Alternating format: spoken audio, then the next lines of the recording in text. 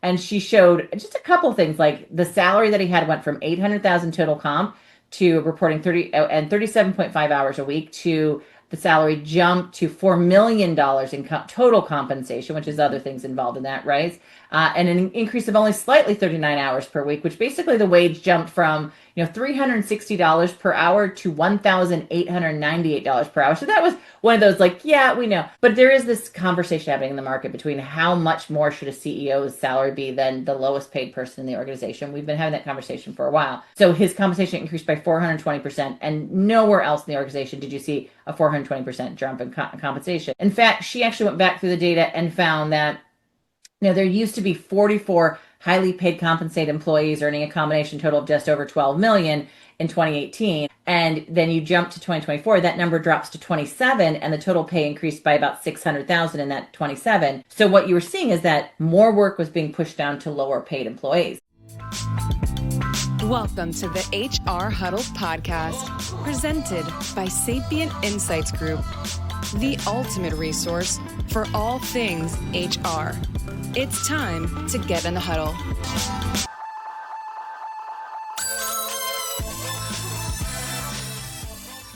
Welcome to Spilling the Tea on HR Tech, where we focus on the hottest HR tech news everyone needs to know to be in the know. We break down the news of the week and help you make sense of what it means for our industry and how it can impact your organization. We are recording today, which is December 19th, the week before the holiday Christmas time for those of us here in the United States. And probably you're not going to be hearing this until probably after New Year's, but we'll see. And we're going to bring you all the news you can use this week, next week, maybe in the new year. I'm your host, Stacey Harris. I'm the Chief Research Officer and Managing Partner for Sapient Insights Group, a research and advisory firm, if you don't know. And joining me today is my co-host, and the conversation is Cliff Stevenson, Director of Research and Principal Analyst for Sapient Insights Group. Cliff, welcome to the show. You are all decked out and ready for your holidays. You got your Santa tie on, right? Yep. Yep. I apologize to anyone from other denominations. Please send to the show if you have ties or any other thing. For Hanukkah. Just didn't have anything nearby, but I'll go grab any of the Zoroastrian holidays or whatever else you might say. Yeah, it's because we I think we did a replay and then we had last week's. So it's been a while since we've sort of talked to the audience because we had a couple of sort of other things in between the events, plus holidays and Thanksgiving. And so we were going to wait until the new year, and you and I both said, can't do it. There's too much stuff, isn't there? Way too much stuff. So you know what that means, audience. Buckle up. I hope you've got a long ride in front of you, or you're sitting by the fire, gathered the children around close to listen to this special one, even though this will definitely be out after the new year. But yeah, still. It's the Spilling the Tea New Year is what it is. That's right. Spilling the eggnog. Yeah. Well, as we're getting started, Cliff, I think we just need to, what are a couple of things that we should highlight for everyone? Because we are getting into the new year. There will be a few things they could watch for us from, right? Yeah. I mean, as we like to, talk about, we have got our big survey and the report that comes out of that. 380 or 381 pages. It is this year. Over 10,000 people, many of you took it. Thank you again. 4,670 organizations represented in 8 American employees represented. Yeah. And you can get that report, or if you're just interested in your area of specialty, we have all those segments, including not just, the systems, but also the overlying business of HR. We have that available for purchase. We've got the strategy of HR available, change and leadership, all of that. So regardless of your sort of role or area of interest, we probably have something there of interest for you. So I'd take a look at that. And there's also one that you co-authored, Stacey, or authored actually directly.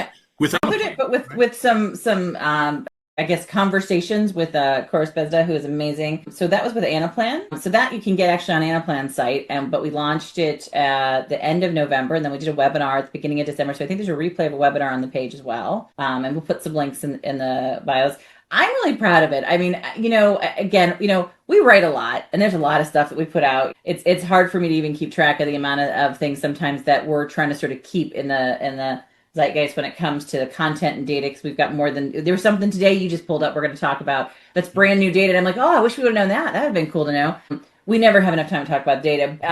Koros and his team over at Anaplan basically asked me to dive deep into our workforce planning data, and then to really understand the different lenses that CFOs, CIOs, COOs and CHROs, along with the CEO, were taking towards workforce planning. And we were able, because of our data goes across those different groups, to kind of do a dive into each of them. We then went out and interviewed each kind of people in each of those categories. And so we basically created what's the approach you take to workforce planning, both as a strategic entity across the organization and then through each of those lenses. With action items, which I always love action items, and tactical next steps to do. So I really think it's a great paper. You can go out to the Anaplan site. We'll have a link to it here and download it. And it seems like every time I'm talking to someone about like what's an important conversation, that paper's coming up right now because as you and I know, there's a lot of cross-company conversations going on right now, right? The CIO, the CTO, the CFO, and the CHRO. Chief Revenue Officer even. Right? Sometimes. Yes. They're all working together to figure out what this AI conversation is. We had a webinar that we just did with ADP last week. I think there will be a replay of that as well. And it was with myself and Tim Crawford, who is an industry IT analyst. We had over 2,000 people register for that event, which is kind of crazy. And granted, let's just be realized. We know ADP's got a big reach, and we know that compliance webinars get a lot of registrations. Like if you're talking compliance, like what's going on with all the compliance changes, those always get a lot of registrations. Topics like strategy and integration and that kind of stuff doesn't always get quite as much. So this was it was the view of the CHR and the CIO as it related to integration, and that got 2,000 registrants. We had over 700 people show up for that webinar. That is another replay we'll put through the links on here. But I just think right now, the more we can bring these conversations together, the better. Like that's not a sales pitch or anything. It's just a conversation we know is happening, right? So we'd love to hear more from you out in the audience. Like, what are those conversations looking like inside your organization? And let me just be really clear. HR is not going to take over IT, and IT is not going to take over HR. That Moderno conversation is not the thing. What it is, but they are working together differently. So yeah, I'm sorry, Cliff, I'm off on a tangent. We need to keep going now. Actually, that's a great lead up because you mentioned the webinar. And just in case, for whatever reason, you're hearing this, you're in the car, you can't check the links, you can just do a search for Sapient, Anaplan, and Headcount. The name of the paper is From Headcount to High Impact, which I love. I love that title, love the alliteration. But you can just do the search for those three terms, Sapient, Anaplan, and Headcount. That's how I found it. But you'd mentioned you'd done a webinar with them. And although we don't have any webinars upcoming, there are quite a few you can watch on replay. Since we've all last spoken, we've had webinars we've done with ADP, with Hi Bob, as you mentioned, the Anaplan. I did one with IRM, kind of going over the report and all of that. Any others you can think of? I know that's a lot, just in the last. December was really busy, right? Oh, Rippling we did the Rippling one as well, right? Like we had a Rippling, that was more for brokers and there was for practitioner, but it was like what are brokers asking questions on? Yeah, December was just busy. I think I was talking to a friend on the phone, and they're like, I just see you all over the LinkedIn right now. And I'm like, yeah, it's all webinar promotions right now. So we know it, guys. We do understand. But I do think, and it's not just like fourth quarter and everybody's getting down to it. I do think that, one, we're all kind of tired, and webinars are a good way to kind of, most of them are more like fireside chats, so they're not as there's not as heavy. But two, I do think that people are trying to figure out what next year's going to look like. So there's been a lot of planning, and so I think that's part of where those webinars are all coming from. So yeah. All good stuff. Speaking of planning, I was going to say, a lot of planning people are going to have to do, right? What's that? My transition. We're talking over there. We haven't drunk anything at all. There's no eggnog over here. I've got some tea. I mean, I'm even low on water. Come on now. I would say, speaking of planning and speaking of the new year and what things that are going to be different, we've got some acquisitions, way more than I think we expected for sort of the end of the year. We thought it might slow down. No, it might be more than ever. So UKG has agreed to acquire, so this will not happen until 2026, but it has begun. They've begun to acquire Inova Payroll. So I think UKG doesn't require any explanation or introduction, but Inova, you may not know, they're an American firm out of Nashville and have been basically a reseller of UKG Ready and is one of the largest, if not the largest reseller of UKG Ready. It kind of made sense to just acquire them within, right? Rather than have those separate entities. For many of the people I think directly affected, they probably won't notice at all. I don't think so. But what I thought was interesting is that it is not, and when we say reseller, that assumes like there's a lot of brokers and stuff too, but It's the services part of it, which means they Yes. also acquired that services piece. Which, again, UKG's had sort of a managed services model a little bit, right, for a while, and they've been expanding on that. I think this is going to give them some more capabilities in that area. It's similar, to be really honest, if we're kind of good comparisons to what we see at iSolved, right, with sort of their acquisition of their model, where they basically bring in people who do direct sales and then kind of bring them through the channel, and then they acquire them as customers. I think one of the things we're gonna in the market today, and we'll be asking more, I think, in the survey this year. Cliff and Tammy, let me about, I think, the who's the service provider, right? And what that service looks like, because we're getting more and more questions about that conversation. And it isn't exactly going back to service bureau models or anything like that, but it is this idea that the services are making a difference, particularly so you can have the same tech in different services. And we saw that with a couple of organizations this year. And even not just on vendor management, it makes a difference on the user experience, I think, because if you know more and you set it up better, then it's a better user experience, right? Yeah.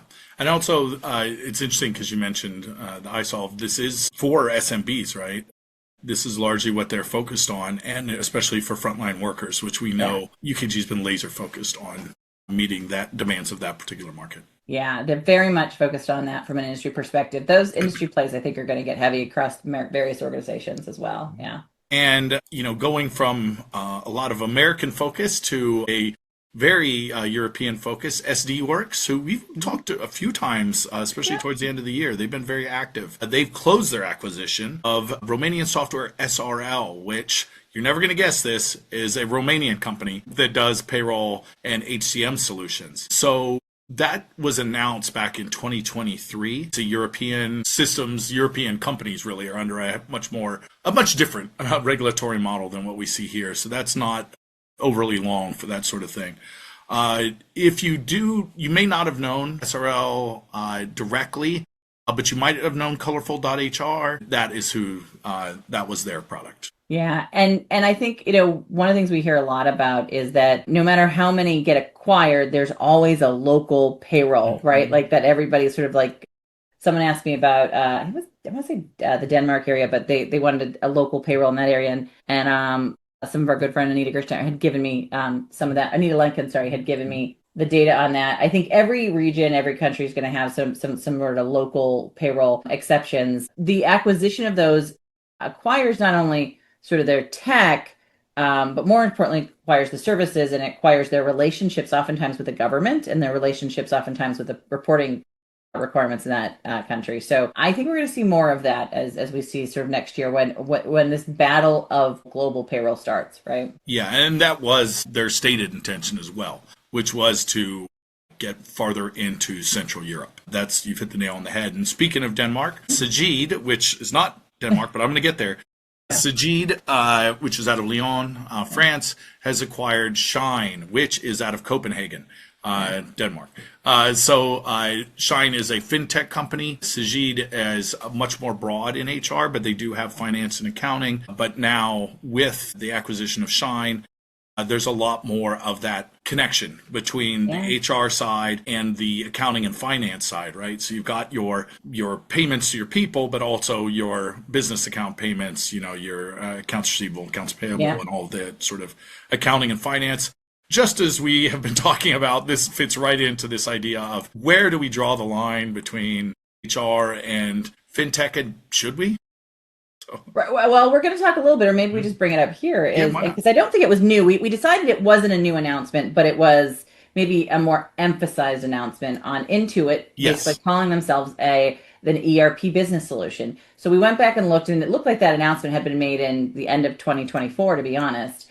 But they did a big promotion on LinkedIn with a bunch of commentary and a big video on it. And it caught my eye, and I think caught a couple, because I had someone reach out to me and ask, like, is this something new? And you and I made the decision. It wasn't new. They had picked up time management in 2018. They've been doing payroll since like 2009 or something like that. So Intuit has been in the HR space for a long time through the QuickBooks module. Yes, and they show up, and it's not just that they're there. They're doing well. People like it for certain things. I mean, I know personally a few 1 to 2 person shops, especially doctors and things like that, that are just kind of running their own practice, that find it very valuable to have that kind of already built into software they have to use anyway for their accounting practices. And what they offer on the other side is all the invoicing and all the bookkeeping and all those things, right? And so I do think we're going to see more. There's always the balance between ERP, HR, fintech, those kind of things. But I think the AI conversation it's not saying I have to have all in one. We know that doesn't really work for a lot of reasons, but it is definitely saying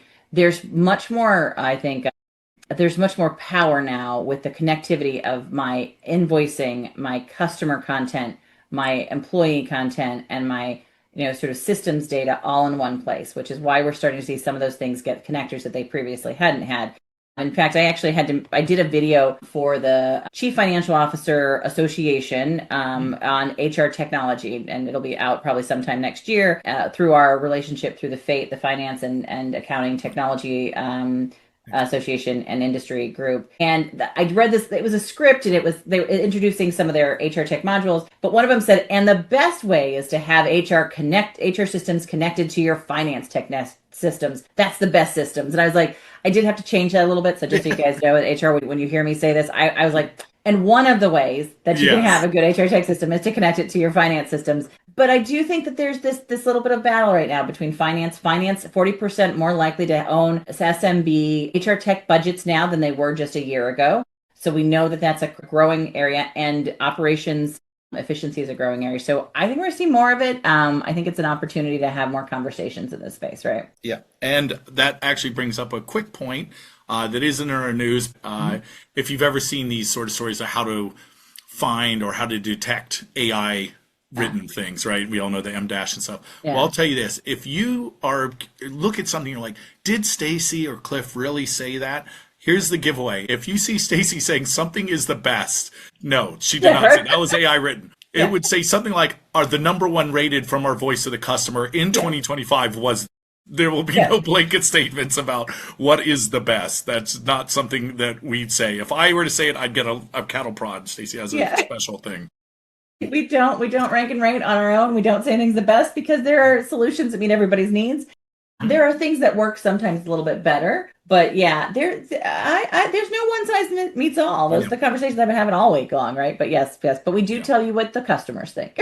That's right. Good point. So speaking of sort of this bringing in of all these different kind of systems, ServiceNow is going to acquire Veza or Veza, V-E-Z-A. I apologize if anyone from that company wants to let me know correct pronunciation, in a $1 billion deal. Now, Veza does identity security.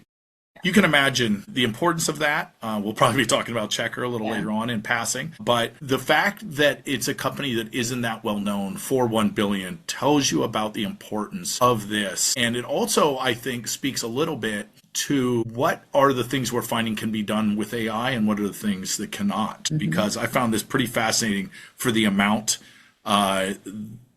and how quickly it done. Veza only basically emerged from the market, right? Kind of came out of the stealth side just 3 years ago. And I love this exact definition. The platform is powered by proprietary access graph that can map and analyze access relationships across human, machine, and AI identities. Like, this brings the whole proposition for ServiceNow into one conversation. So I can see why they were excited about this one, especially when you think about sort of that access relationship. We've had this conversation. We know Workday's really pushing hard on their agent of record, right? We know we've seen this even a little bit through the agent of record conversation showing up a little bit in sort of Dayforce and a couple others, and definitely through Oracle, and without a doubt through SAP SuccessFactors. What I think is sort of interesting is we've had a couple conversations with other organizations that are trying to take different takes on this, but it's going to be a battle of who owns the agent sort of access model. ServiceNow just put a gauntlet down on this one that Microsoft's got this conversation going. Salesforce has a bit of this conversation going. It's a place that's going to be not just competitive, but messy, I think is a good way to put it. Because if everybody's got their own ownership model, who's going to own it all, right? And there's something that's been going on that you twigged me to that came out of a conversation you had with ADP. And this was the first I had heard of it, but you'd mentioned that it had come up in the conversation. It probably got the biggest pop, to use a wrestling term, all wrestling fans out there, this idea of ephemeral agents. And now when we describe this, if you haven't heard this term, we're going to go through it. You can see why what we just talked about, this whole idea of the agent record and tracking these things and tracking usage, how this throws an entire new layer of difficulty and a new concept here. So you've been talking about this. So can you want to talk to us a little bit about what ephemeral agents Yeah, it actually are? is not mine. It's Tim Crawford, who was, as I said, an IT analyst who partnered with me on the ADP event that we did together, and he's kind of well known. I think the term that someone gave me is he's like the CIO whisperer, right? Like Tim doesn't publish a lot, but he was a CIO at I want to say at Stanford student business area, also of a couple of other large IT companies. So he comes from like us, a practitioner side, but in his area that he does analyst work in. And what was interesting on the ephemeral conversation is that not only did we get a lot of questions on it online, like he got follow-up questions on it afterwards when we were talking. And so we'll put a link to him and I think he has a little commentary on it and his bio if we need to for everyone who's listening. But what I found interesting is as when he first started describing, I was like generally when we think about agents, we're thinking about building something that will last. It's something because it's basically kind of generally replacing a workforce at some levels, replacing some work that an employee was doing, activity, right? And generally that work is continuing and ongoing, right? The idea is you're doing repetitive transactions like onboarding or something. And so you have a payroll agent or you have a service delivery agent. So all of these organizations are creating these sort of agents that are going to be continuing to sort of stay in place. And a real agent, a dynamic agent, is one that will basically change its behavior based off of what's happening, what it's receiving and what it's seeing and the outcomes. And so agentic work is oftentimes the idea that you have a behavior-based agent as well. But an ephemeral agent is the idea of sort of deploying a bunch of agents and they're only for short periods of time, kind of like a Tiger team or something like that would have been back, when you're thinking about that, like I've kind of built a couple of mini agents, I'm deploying them, and then they go do what I need to, and then they're gone. And so when I was like, oh, does that mean that compliance-wise we don't have copy or we don't have track of that? And he goes, no. Tim's perspective was that the tech has to be able to track those at the same level to tracking our agents that are here on an ongoing basis. But I do think this idea of ephemeral agents is quick fixes to big issues, right? That will go away eventually. And then you still have to have a technology that tracks who made that change, how did it make that change, particularly when you think about the idea of effective dated content like we need in the HR space. You've got to know why something was changed. I don't think it's not like it makes sense as a concept, but I do think that it is a different way of thinking about what an agent can do for an organization, right? And are we going to get into the story that I had about the video game? Do you have that in here? I didn't have it because of time, but let's do it. Let's talk about it. If you've got it. I don't know if I've got it. I'll pull it up for you. Yeah, I was gonna say, I of course I'm sitting here going, oh, is it Minecraft? It's Minecraft that they did in, right? Wasn't that it? Yeah. So it was this organization in this university that had basically put out a bunch of agents to build out a city and town and just left them on their own to go. And it was thousands of agents to let them on their own to go. And that was fascinating, like what they did and what they didn't do and what ended up being important or not important, that they were some that were nice, some that were mean. They kind of evolved very similar to humans. But the most important thing about it is when a human came into the environment after they had basically let the agents go and basically they had only given them some basic guidelines. You're a farmer or you're a construction person or you're going to create buildings or whatever. When the human then said, I want you to go do this, that agent was much more interested in finishing its goal, doing the thing it had basically been doing for the last, 10 hours or 5 hours, whatever for lifetime for an agent is. And I thought, wow, the idea that once you train it, it's going to be less likely to want to take your instruction was a really powerful conversation, right? And so it was along the same lines of the idea of these sort of, maybe ephemeral is a better idea because if you train too much, they have too much behavior, too much knowledge, they might actually not do what you want them to do, right? Yeah, this is something that we've seen basically in any form of learning or of artificial intelligence or machine learning, right? And this really goes back to this whole idea of prompting because you've told them to do something.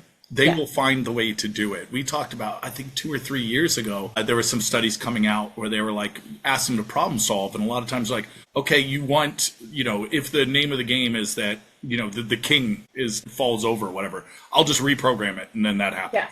And it's okay, you got to stay within these parameters. okay, I reach over and knock it over. And like, no, okay, you can't do that either. You got to do this, right? Because you've given them a task and they're trying to find the best way to do it, right? Yeah. And like you said, they'll just keep going, right? Yeah. And it's interesting because we run into two different dangers, right? The one where we kind of overly humanize it, right? Yeah. Right, and the one where we don't humanize it enough. Yeah, we forget that it's kind of creating its own view of the world a little bit, right?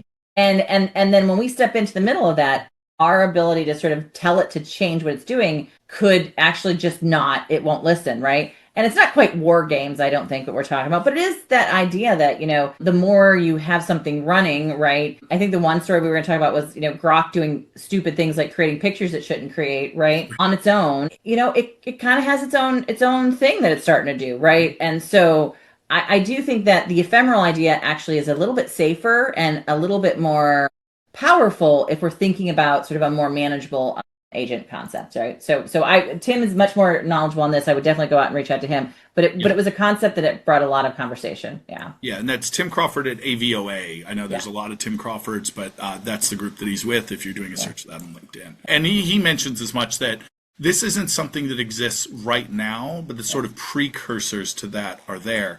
And as we kind of talked about in the last story, the sort of, you know, we've talked a little bit about the pros, but the cons being that, you know, you no longer have that sort of, why did this happen? What is the stuff that led us here that we've seen in some of the lawsuits of trying to figure out, you know, where does the sort of blame lie when things go wrong, right? Mm-hmm. Especially if you just have some metadata left, you don't have the full thing left, right? Yeah. And there's also a technical sort of side that can be on the pros as well, which is these are very resource intensive tools, right? Building an agent is going to be expensive. It's going to be, it's going to be expensive. Let's just say it's resource intensive, which is basically a cost issue.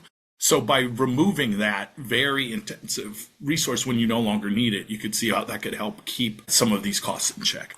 You can tell it's holidays and towards Friday because we're well in. Where's our transition, Cliff? We'll keep going because there's some interesting ones.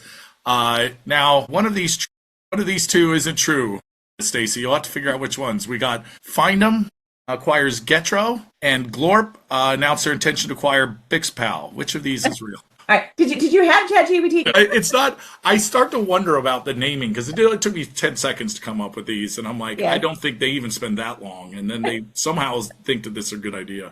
Yeah. The Findem, obviously, we know them, and I think that's actually a good name because it's very clear. You know, it does what it says on the tin. They are a sourcing. Getro is a little bit. I think Getro is I'll admit. So Findem, I think we've talked about them before. Yeah. And they, like I said, they are finding people, them. And then the other one, Getro, is out of Boulder, Colorado, here in the United States, and is doing more of the sort of job board and candidate relationship management, right? Basically keeping communications going and giving them a place to sort of be, you know, to kind of do that sort of uploading and downloading of information about your candidate. So you can obviously see why a sourcing engine would want to sort of get in with a sort of modern spin on what an ATS kind of is. And this is a very AI-driven organization. AI first. Getro came around in the era of AI and has sort of started from there. Yeah, and we, you know, no matter how the various sourcing engines or job posting tools, whatever, come about, they all tend to kind of eventually come together because that's the small initial tool is quick and helps, but you always need to kind of create a platform ultimately on these things, and so we're just seeing more of that. Yeah, absolutely. And whoever wants to buy Glorp, the name from Cliff, got it. Bixpal is huge. Auction it off. Top bidder for that. So these ones are real now. The joke's over. UKG, actually, we're kind of talking now about some expansions of some platforms. We mentioned Intuit and their enterprise suite. UKG, through their sort of innovation labs, has now announced Team and Time, which has come out in UKG Labs, which is, again, what it sounds like, right? That's where they put together these things that, you know, are specialized products for the most part. What's really interesting about this UKG Labs, we've known about it for a while. And in fact, often when we go to industry analyst events, we'll go through a sort of Shark Tank pitch sort of setting where they'll come up and talk to us as industry analysts about it. What do you think? And we'll give them some feedback on that. So it's really interesting to see one kind of come out of that incubation stage and make it out for use. Now, this is specialized for healthcare platforms. So it is basically managing workload. And Stacey, this is something you've talked about a lot, right? Yeah. When you did your keynote, whenever you talk about this, you talk about you can't just look at sort of the job numbers in a vacuum. You've got to think about it by industry and what's causing this. And healthcare is one of those ones where, people talk about there's a shortage of workers or whatever the case may be. Healthcare can tell you there's never a point where they've got a bunch of resumes they've got to get through. They need people. They need people, yeah, and we're not there yet, but at least it's pretty close to getting to about 15% of the workforce in the next couple of years will be just focused on healthcare needs, and that's a lot when you think about our total workforce, particularly here in the U.S. But we have to realize that the role of the nurse has changed, right? If you really think about what's happening in that environment and why you need to get much more specialized time management systems for these healthcare environments these days, is that one, not only do I have to know all the physical things I got to know as a nurse, right? Checking health, being able to get blood, being able to sort of do the things that a nurse has to do on a physical level. I also now have to know all the technology that's in place in that hospital, right? Like the technology, I got to input the information of the patient in, I got the tech that now comes with all the different medical tools that I'm using. But the next thing that's happening to them is that now they're getting guidance and advice on an AI level, right? Like they're starting to embed some levels of AI into the environment for the healthcare environment. And now they've got to have the judgment to know if that is appropriate or not in this setting. So you're really creating a highly skilled hands-on worker. And the nurse has always been the tip of the spear in this conversation, I think, but they're definitely seeing it at a much higher level. And then I had some great conversations this week. We're going to actually put together some panels on this. I'm hoping at some of the upcoming events with Sarah Tracy, who's a good friend of mine. She's VP of Workforce Development at a little company called TMBA over in Ohio. But basically, they work on helping organizations kind of connect the dots between universities, high schools, organizations that are sort of needing skilled labor, and oftentimes grants or funding from the government, which has been going away quite rapidly as much as they're talking about it. And what she's seeing is that, look, a welder no longer just needs to weld on the floor. Now they need to know the technology that's coming down the line. They also have some AI coming into their jobs. So like every job that used to be just simple hands-on is now having some level of this very highly technical skills tied to it. And so this is the changing market for all of it, right? Yeah, and that's a perfect segue. I don't know if you meant to do that, but speaking of skills, that's one of the ones we just saw. So this is a new company that's coming out. It's called HR Tech Pack, like a backpack, and they're an Italian company. And what's pretty interesting is they are really just human capital intelligence, but hyper focused on skills. They probably, from what I can see, it's Italian, not my language, but it looks like they see this more as like a tech play, right? They saw as like, okay, we see the need, which is that executives say that there's skills gaps, but they believe that they're in there. So it is skills mapping across organizations, using, what they're calling real-time assessments, using AI, shocker, and then creating paths to sort of match those up, right? Here are the skills you're looking for, or here's the way to get to the skills you need to find those skills gaps already existing within your organization, involving whether that's going to be through training or certification or whatever the case may be. And already, how much is this? It's quite a bit, 5.8 million. Series A, yeah, that's huge for Series A. Hey, this is William Tincup, and I'd like to talk to you a little bit about Practitioner Corner podcast. It's a wonderful podcast about the journey, the paths of how practitioners, both HR and TA, kind of go from high school, college, all the way to where they are right now, some of the things that they've learned, how they've been successful, people that thrive around them, etc. It's a fun podcast. You'll love it. You'll learn from it. Subscribe to it. Thanks. Right. Yeah. So I should point that out, 5.8 euro. And they are already expanding into France, Germany, and the UK. So they see it as, a space where there's, basically green fields for them because of what you just said.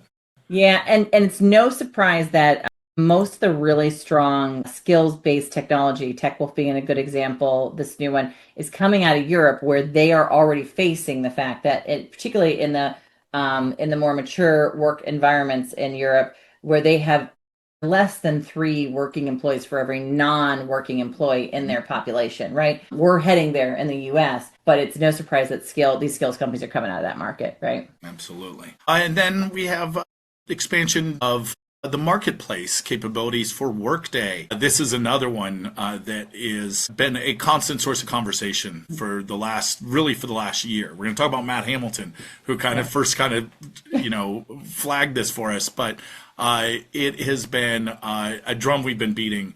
And that's that people are starting to really rely on their marketplaces more and more for building out their tech stacks, especially their HR tech stacks. And this is obviously in sort of reaction to seeing what the market needs. Workday will now allow you to purchase apps directly from the marketplace. And we're talking about things like Cloverleaf that we know on survey and some employee relations type apps that you can just build out right from there. Even the tech stuff, like the multi-tenant security audit from Stormloop, right? Yeah. Like that's an IT conversation that we just had, right? That ServiceNow is doing, right? Bill only. We've got a lot of people who user use access bill only, right? User access provisioning, right? The on survey onward, right? Like that's which is an Atlassian partner. Like these are it's a wide mix, but I think it's a really important component. We use Cloverleaf internally for quite some time. Their AI is by far one of the best as far as combining sort of assessments from the big five kind of model and then giving you coaching and nudges on that, right? So I think this is interesting in the sense that it's not just I can buy that tech and now through you. You're going to give me a link to that company, right? Which I think is the big conversation here, right? Exactly. It adds to that sort of seamless experience. And they even highlight that people find the secure aspect of it important, which we've always said is one of the reasons we see that buy decision being from the marketplace. It's still not number one. Cost, people care about cost, right? But that thing went from near the bottom to, mid to top tier of why people are buying, what's leading to that decision. Yeah, exactly. Yeah. So then we've got some people moves. We actually got a chance to meet this first person, Minnie Paris. And it is spelled like that and pronounced like that. So I think, as she said, either Cooper or Skirt. Yeah. How well you know her. So Minnie Paris has joined Cornerstone as their chief marketing officer. Really wonderful person that we got a chance to meet. I will say that. That's not customer data. That's just my opinion. But I think she's really great. She's going to be fun. I mean, we had a good conversation. She definitely understands the value of what's happening in the market on the data side. It's interesting. Her background is DOMA, Elementum, Ambra Health. So she's got both kind of industry specific DOMA with the analytics packages conversation, right? So along with some background in some of the smaller ERPs. So she's been in the space for quite some time in different industries. And I think that's going to give a different flair to what Cornerstone's going to be doing in their marketing space. Yeah, and with some cool AI experience already when Nintex was head of agentic business orchestration. So, that is definitely a play to keep Cornerstone in the AI conversation. Salary.com, this one's been pretty interesting. We've been watching Salary.com for a long time in our surveys. Yong Zhang is going to be the sole CEO. I've been sort of sharing that role as president before. And Ken Pluckett, who was the CEO, will move to the board of directors. That's a move we've seen from a few companies lately, where the CEOs moved to the board of directors and they've taken a more active role, from there. Yeah. And I've known Kent personally for a long time. Did a great interview with him a few years back when if you ever talk to Kent, his passion for compensation is by and far, I think, something you just can't bottle even. What was interesting is, I don't know if many people know sort of the Salary.com history, like came up with the .com boom. Everyone knew what Salary.com was from that. Got acquired by IBM through the Connexa sort of IBM phase when they were sort of acquiring that. And when IBM sort of chose not to go down that path, it kind of bought it back from them, right? Which is an interesting and very unusual thing to do in the market because they didn't want to lose the comp analyst tool, which was really powerful in the market and the data. And so I think, what we've seen with Salary.com is that they've made a lot of changes over the years, but they've always stayed true to the conversation that they strongly believe in a compensation analyst and importance inside the organization. And so I'm sure we're going to see more of that with the organization. I know they've had a couple of changes. Some of the people we know are they've had a couple of layoffs here just recently. It's been happening in the market, we know. But I think, some of the groundwork those people laid on both the AI and the work inside of Salary.com is being taken forward by a new team. So I'm waiting to see and excited to see what they do here. And so we'll keep an eye on that, especially with new leadership now, right? Yeah. And there's a really delightful picture as well that shows Ken and Yong when they first started Salary.com 25 years ago. And they were kids. I was about to say they look like kids, but they were kids. And it looks like a Polaroid taken from a frat room or a dorm room or something. It's really adorable. Then we've got Prachi Gore, who's now going to be the CMO at Asana. This is definitely, Asana's interesting, right? Because that's one of those tools where we're like, is that HR tech? And nowadays, that's not even a conversation. Of course it is, right? They want a badge. They've got a badge from us this year, right? Like because of their tools they have in the space around HR portals. It's a huge space right now for a lot of organizations, right? And Prachi has been long in the HR tech space. She was with Checker as SVP of marketing. I know you've worked a lot with Checker, Stacey. And she was also at Smart Recruiters, which is where I knew her from. Yeah. So I think it'll be interesting to see how if Sana moves more into the HR space with her experience and some of that just in the CMO, just from a marketing perspective, because we think a lot of the HR leaders leverage that. They definitely love it, and I think oftentimes we forget about just how many projects you're managing on the HR side, right? So yeah.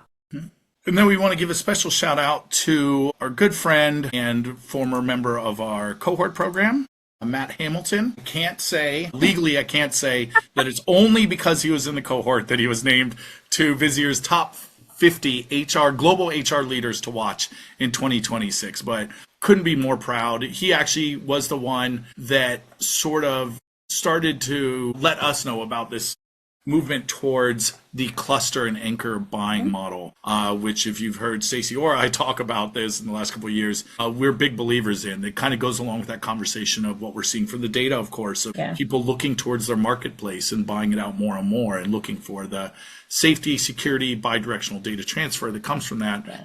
That conversation started from something Matt had mentioned during the cohort years ago. So that was pretty interesting. I was looking through that list. Now, this is just, a data person. I can never turn this off. For a discipline, HR, that is primarily female, even in leadership, which is a rarity, and we'll talk a little bit about that during the speed round.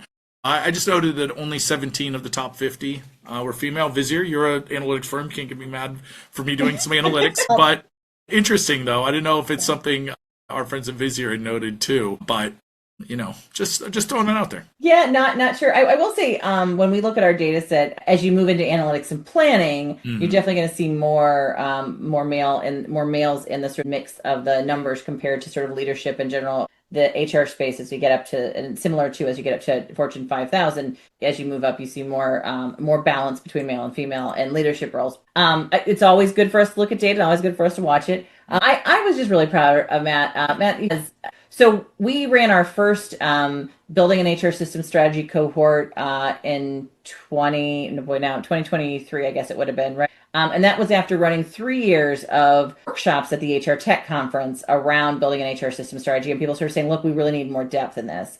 And what was really great about that cohort, Carrie Travis was part of that, Deanna was part of that. We had a really great group. We knew it was a bit of a beta. We were like, we're not sure how this is all working. And all of them, generally, most of the team jumped in and said, hey, we're learning and we're helping you figure this out. We're going to be launching another version of this next year. So we'll have signups for everybody the first part of the year on this, because we did find there's so much value in it. And it's a small but mighty group of people who go through it together, and they build out basically their own HR system strategy as they're going through it. But Matthew was really a great member of that team. And I'm just excited to see how far he's taken this. He really is, I think, growing in that space. It was always good to see people we know get awards. So, yeah. And this will be a clunky introduction because I don't really know how to get into this story. But being treated different than men. The conversations we were just having. Do we have to get into I know, this? it's so delightful. I know. Normally we tease these stories, but there's no way we're not going to talk about this. Yeah. I don't know if this counts as even tea, because pretty much this is one that the greater group of people, even if you're not in HR, you know about this. And that was that SHRM, just in the time since we've recorded, it went from, here's some new stories about the SHRM lawsuit. Yeah. You don't need me to run it down. You know generally what's going on. But the jury verdict came back. Yeah. Now, to me, I don't want to go too much into it. I think you can see what's written out there. It was $11.5 million paid for racial discrimination and retaliation. And it was a black woman that had worked as an instructional designer and had basically whistleblown a supervisor for racial discrimination, and then in her lawsuit, which I guess I don't have to say alleged anymore, but in her lawsuit, said that she was then targeted and was eventually dropped from the organization unfairly, and it did not relate to her performance. What was surprising to me about this is that they let it go to support. Yeah, I think that reflects more on. There was an interesting argument that was made that I don't know. I guess we'll just talk about it, right? Because you also had a story you wanted to highlight, and what was pretty weird is SHRM said that they shouldn't be seen as leaders in HR expertise. It's just kind of weird, right? Because obviously they wanted to say, no, we're not the experts, because then it looks worse on them, right? And so Robin Schooling, our good friend here, they filed a motion saying that they bar the plaintiff from introducing evidence that supports that the organization is a specialist in HR practices. I can't. They're like, no, that's not us. We don't do that. Yeah, I mean, it's just there's so many bad steps in this that you can't even account for all of them. But just trying to, this is, we hear a little bit of this even now in some of what's going on at the federal level, which is this, yes, we're doing everything the way we should. And then you get into court and they're like, yeah, not really. So can you just kind of let us bypass this, right? Because people aren't expecting the court news to come out. Well, the jury definitely found that was bullpucky, and they awarded damages, and over 10 million of those damages were for actually pain and suffering, right? Not even so much the actual damage on the financial side. Johnny says that he's going to take this to up to the next level. I mean, I think the thing you have to really admire for her taking this to court, right, is that, first of all, this is expensive. Second of all, it is a major amount of time in anyone's life, right? And third, it does have an issue on you getting more jobs down the road, right? Which I think that has not been as much of an issue for her. She's been able to sort of manage that. But I just think, we really want to sort of understand that in our industry, there's kind of this challenge between sort of, is HR speaking for the company on a management level? When I first started working in HR, I can remember one of my really good friends said, yeah, HR just talks for management. They're not for the employees, right? And then the rest of the world sort of saying, yes, employee engagement and advocate and ombudsman. And there's been this constant sort of battle. And I will say that, I think right now you see a lot of articles on SHRM that kind of show both things, right? I think we have to come to some agreement in the market about what is the role of HR. And where does it sit? One of my favorite articles that we'll link to was written by Karen Ehrenberg, an employment education and payroll compliance advocate for workers' rights and employee best practices. A lot of our good friends had other commentary on this, but what I really loved about Karen's work is she went back through payroll and tax filings for SHRM to really dissect not only what had happened culturally in that organization. Because right before this, there was a hit piece done on SHRM about their culture inside, right? Things like you had to be through the door at 9, or, can't be 2 minutes late, had to wear certain clothing, you couldn't wear sparkly clothing. There was all kinds of odd stuff that was in there, right? That any HR professional would know is not probably the right thing to do. But what was really interesting is that Karen showed that, look, we went from, the CEO having basically and this is where I always say payroll data is more important than any data in the company, right? So she was really able to kind of walk through the analysis between she pulled the 990 for 2 years, the first full year that Johnny C. Taylor was leadership, and then 2024, the most recent filing. And she showed just a couple of things, like the salary that he had went from 800,000 total comp to reporting 37.5 hours a week, to the salary jumped to $4 million in total compensation, which is other things involved in that, right? And an increase of only slightly 39 hours per week, which basically the wage jumped from $360 per hour to $1,898 per hour. So that was one of those yeah, we know. But there is this conversation happening in the market between how much more should a CEO's salary be than the lowest paid person in the organization. We've been having that conversation for a while. So his compensation increased by 420%, and nowhere else in the organization did you see a 420% jump in compensation. In fact, she actually went back through the data and found that there used to be 44 highly paid compensated employees earning a combination total of just over 12 million in 2018. And then you jump to 2024, that number drops to 27, and the total pay increased by about 600,000 in that 27. So what you were seeing is that more work was being pushed down to lower paid employees. She goes on to analyze how much they lost through turnover then, right? And lack of pension contributions and other benefits and all this other stuff. And at the end, she kind of shows that, SHRM's payroll tax cost increased by over 50% because of the approach they took to all of this, and did the money he make equate to the same money that they were spending? Now, there's a lot to there, and I think there's some more things that Karen's going to analyze, but go and take a look at her article. What I really, more importantly, is how important the payroll data is. Secondly is there is this thing we're going to have to start having in the market, a conversation about as we're finishing up this year and heading into the next year, which is there's a difference between top line revenue and long-term numbers in an organization. And we are not spending enough time, both at our board levels and at our executive levels and particularly for public companies, but really for everything, especially as we talk about what's happening in AI, with that long-term conversation, right? And that, I think, is the bigger conversation here that we'll get into probably more next year. Yeah, and I think interestingly enough, we had an update on sort of the opposite side of that, right? Yeah. Gravity payments.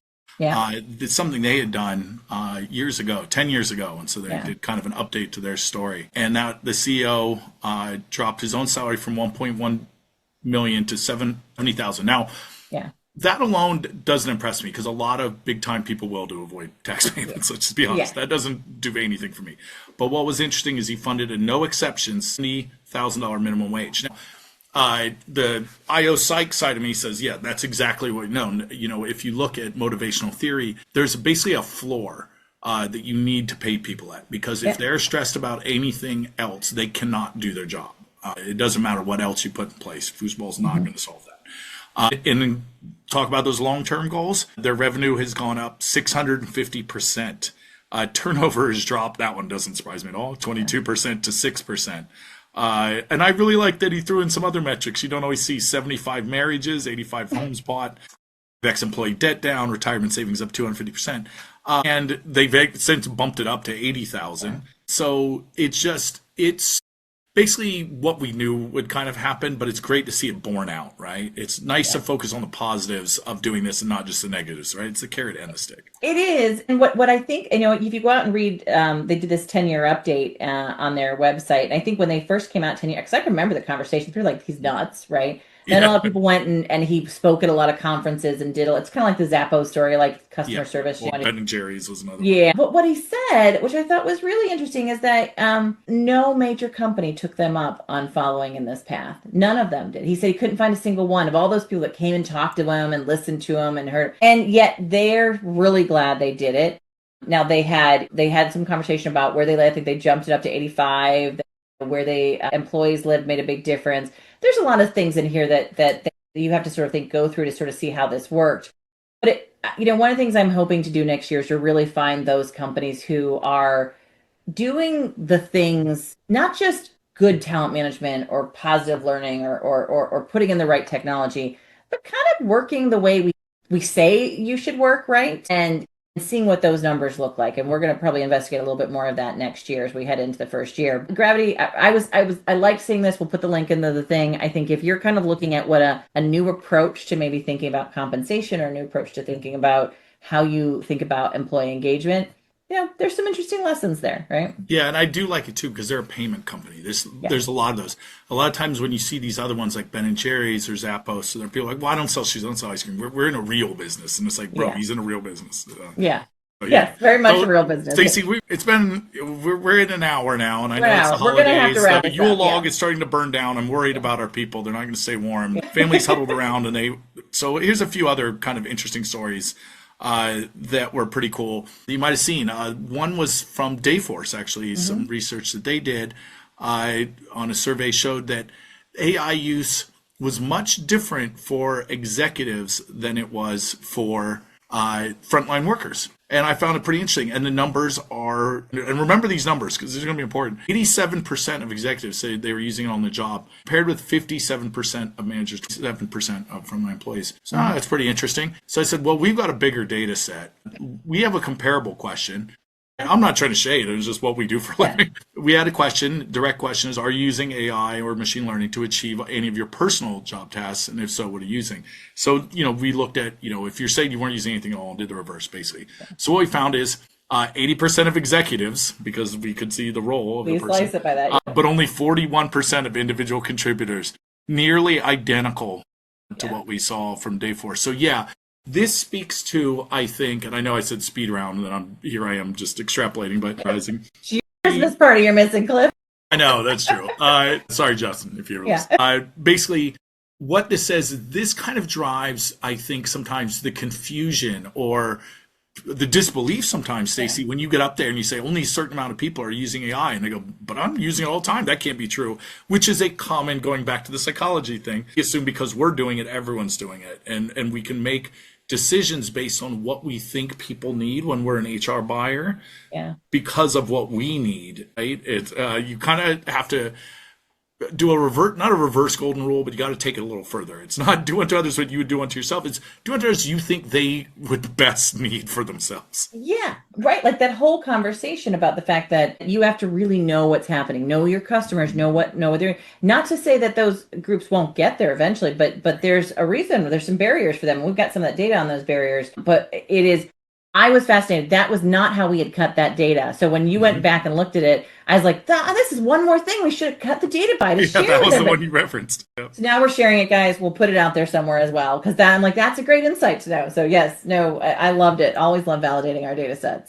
Yep. And then you mentioned, some other data sets. PayScale had one showing the fastest growing and most at risk jobs, most at risk. So big spikes in, and software ops and that sort of thing. Security. And interestingly, I found some of these creative ones like film video editor, because we're finding, AI can't do that. Or, we've all seen AI film and video. Okay, they're not ready yet. We're not ready yet. Even the most generous AI supporters are like, no, we're not there. But the at risk were IT, healthcare.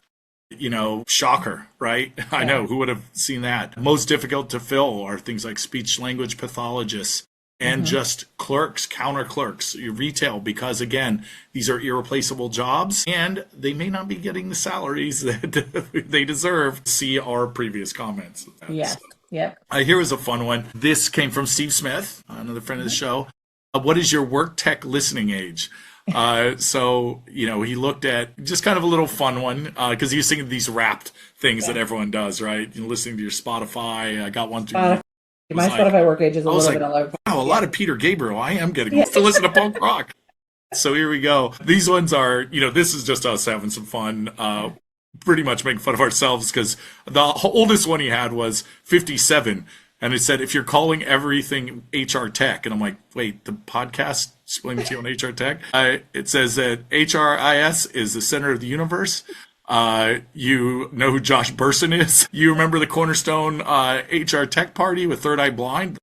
Yeah, that was just a few years ago, wasn't it? Oh, no. So, tech with you, Steve Smith. Can't believe I called you a friend of the show. I know. This makes us feel very old on this. The youngest one was, if you're building an agentic cruise to GSD, your work tech age is 19. I'm like, I'm going to look those words up now. If that's We'll put a link to that in the bio so you can go ahead and get your work tech age for yourself. You're wrapped there. Some commentary that was more infuriating than fun, but it was the AI rules that have come through the U.S. government. So it's this sort of one rule AI executive order that's supposed to wipe out the state level AI sort of regulations. We've actually asked a question for years, which is, what are your organization's guidelines around using AI? How are you making that determination on the proper and ethical use of AI? And people are saying we don't know, or we don't have some, and some are saying we're waiting for guidance from state and federal legislation. And so now it's even more complicated. This did not, in fact, remove confusion. It added to them, because we also have European regulatory measures, which, as we've mentioned, anyone that's ever dealt with that knows that they're always harsher than the U.S., or I'd say more regulatory. So now and more people work in those spaces too. And we have definitely found in our data that if the regulations are clear and concise and actually are they can be backed up, AI will move a bit faster, particularly in the use, maybe not in the development, but in the use of it, particularly at mid-market or level organizations. And the U.S. mid-market, it's a scary place if the regulations you don't know what's going to come down. You don't know if there's no regulations. Am I going to be doing something unethical that I'm going to get called on? Or is the vendor going to be doing something unethical that I'm going to get called on? All that comes into play. I'm not a big fan of this idea of deregulation on the AI side. So, no, absolutely not. And these two are kind of related. Speaking of changes in the U.S. Regulatory environment, anyone that's listening is from the U.S. or basically logged on in the last year. Sorry. But there's been a pretty much sustained, let's just call it what it is, an attack on DEI from these either regulations or lack of regulations.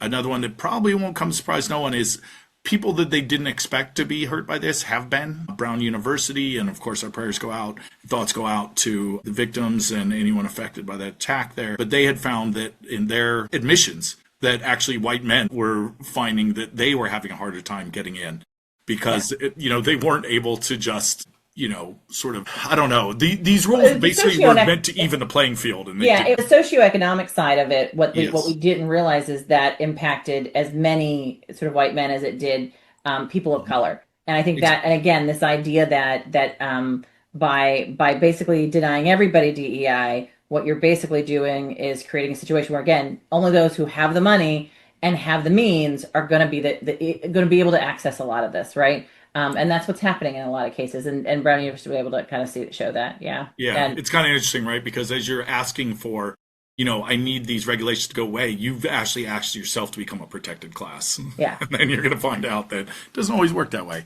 And in fact, Anita Letting, we're really running through our names here.